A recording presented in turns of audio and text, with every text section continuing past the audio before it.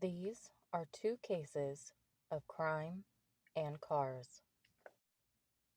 On November 21st, 2021, Waukesha County, Wisconsin was having their annual Christmas parade.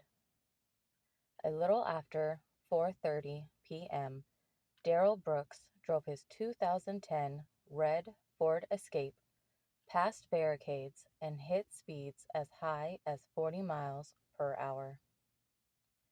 Darrell proceeded to plow his vehicle through the parade line, zigzagging through the terrified pedestrians. Witnesses claimed Darrell was calm and in control while committing such a heinous act. Police attempted to stop the vehicle, while the patrons of the parade and bystanders fled in fear. By the time his rampage was over, Darrell had injured 62 people and took the lives of 6 others. The 6 victims who lost their lives were identified as 79-year-old Virginia Sorensen, 52-year-old Jane Kulich, 71-year-old Leanne Owen, 52-year-old Tamara Durand, 81-year-old Willem Hospital, and 8-year-old Jackson Sparks. Darrell was taken into custody and charged with 6 counts first-degree intentional homicide, 61 counts first-degree recklessly endangering safety, 6 counts hit-and-run causing death, and 6 counts homicide by intoxicated use of a vehicle. Darrell's trial was live-streamed. Darrell made the foolish decision to represent himself in court. However, this decision is true to his character. Darrell's narcissistic ways shined bright throughout his trial, and his bizarre behavior ran rampant. Darrell claimed to be a Solvang citizen and constantly tried to outsmart investigators, lawyers, and even the judge.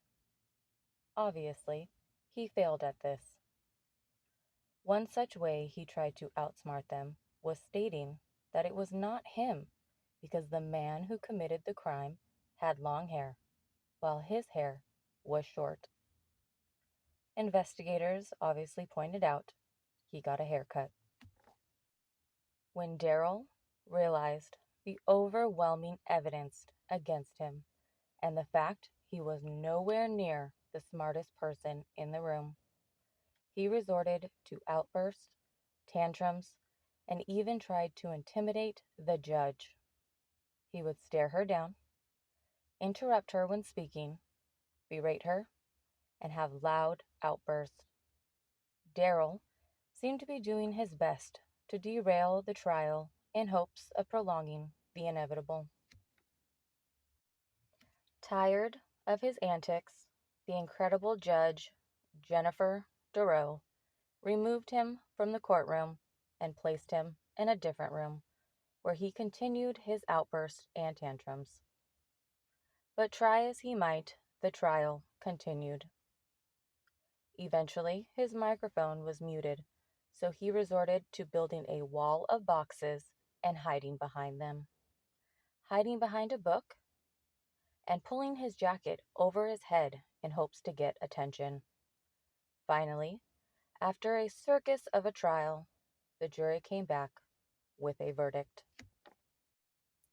Darrell Brooks was found guilty of 6 counts first-degree intentional homicide, 6 counts hit-and-run causing death, and 61 counts first-degree recklessly endangering safety. He was sentenced to 6 consecutive life sentences without the possibility of parole, plus 762 additional years. Although the case is closed, many questions are left unanswered, such as why did Darrell commit such an awful crime? Could this have been prevented?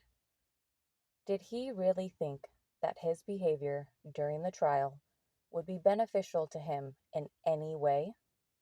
I do hope the friends and families of the victims get the closure they deserve.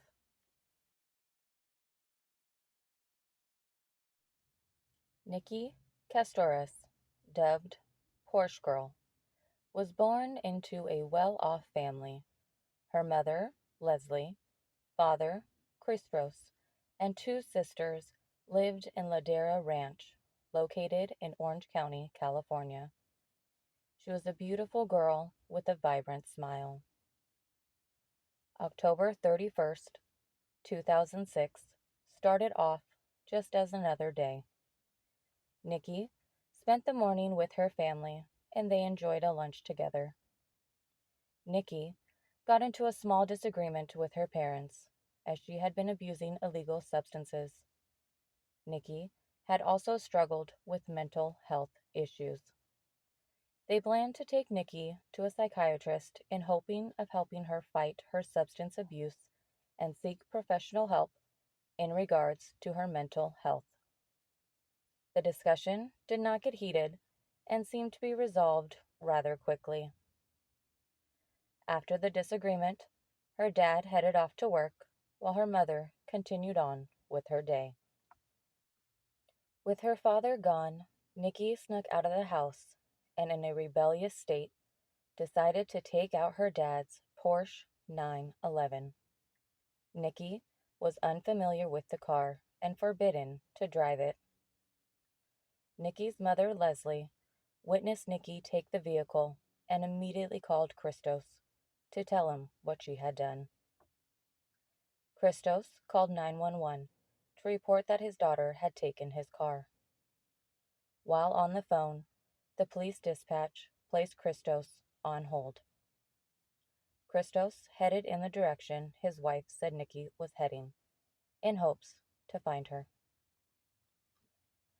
After several minutes, the dispatcher returned to the line. Christos was told something no parent ever wants to hear. Nikki had gotten on the 241 highway, a toll road in Lake Forest. In the excitement of taking her father's car, Nikki began racing down the highway at speeds exceeding 100 miles per hour. As Nikki approached another car, traveling at a much slower speed, Nikki attempted to merge into the right lane to pass the vehicle. She was unsuccessful and clipped the side of the vehicle, causing her to lose control. The Porsche 911 veered across the highway and crashed head first into an unmanned toll booth located on the side of the highway. Nikki died on impact, and the Porsche 911 was left mangled. Christos sadly arrived at the scene and witnessed the shocking effects of the crash. He called out to first responders in hopes there was a chance his daughter was alive, but none responded. Nikki suffered catastrophic injuries and was nearly decapitated. Due to her severe injuries, her family was denied access to her body. A toxicology report showed Nikki had traces of cocaine in her system. No alcohol was detected. The Castros family had suffered a great loss and were in the state of shock. Sadly, this was not the only difficulty the family would face. Photographs showing the mangled car and Nikki's deceased body were leaked onto the internet. The photos were taken by CHP during their investigation of the crash. Two CHP officers, Aaron Reek and Thomas O'Donnell, later admitted to leaking the photos. These photos are horrific and show the graphic images of the mangled car and significant injuries sustained by Nikki. These photos took the internet by storm. and began to quickly circulate different websites.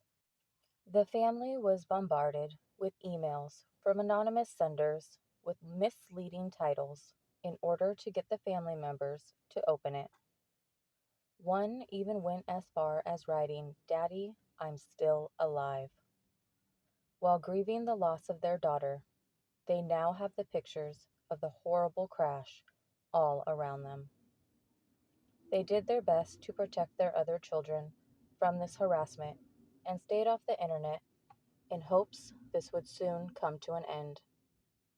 Why anyone would be so cruel to harass the grieving family is something I will never understand.